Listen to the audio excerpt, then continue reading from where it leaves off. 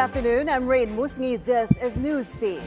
Senator Hontiveros formally asks the local courts in Pasig and Quezon City to allow detained Pastor Apollo Quiboloy to attend the Senate inquiry into his alleged crimes.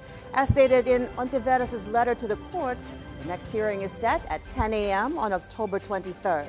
The Senate Committee on Women, which Hontiveros chairs, is looking into alleged abuses committed within Quiboloy's religious organization. Quiboloy is currently detained at Camp Crame in Quezon City, where he's facing charges of sexual abuse of minors. That's on top of human trafficking charges at the Pasig City Regional Trial Court. Former Health Secretary Francisco Duque III cleared of administrative charges over an alleged illegal fund transfer by the agency during the COVID pandemic. Acting on Duque's motion for reconsideration filed in May, the Office of the Ombudsman says the charges against him are rendered moot since his term ended on June 30th, 2022. That means the maximum penalty for an administrative charge, which is removal from public office, can no longer be applied to Duque. The anti-graft body earlier found substantial evidence to hold him liable over the transfer of 41 billion pesos to the procurement service of the Budget Department in 2020. The former health chief also faces graft charges at the Sandigan Bayan in connection with the government's allegedly anomalous purchase of COVID supplies from Pharmaly Pharmaceuticals. Bad news for motorists as oil prices are set to rise big time starting tomorrow. Fuel retailers announced gasoline prices will increase by 2.65 per liter, diesel by 2 pesos and 70 centavos, and kerosene by 2 pesos and 60.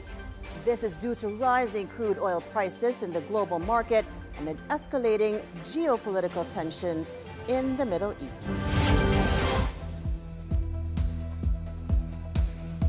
8 more Filipinos return home from Lebanon. This brings the total number of Filipinos repatriated from the conflict-torn country to 450. All of them will receive a combined financial assistance from government worth 170,000 pesos.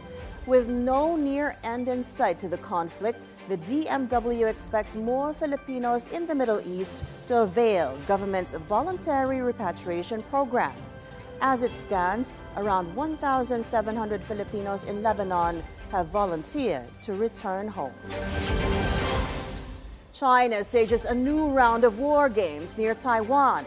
The exercises are being conducted in the Taiwan Strait and areas to the north, south, and east of the island.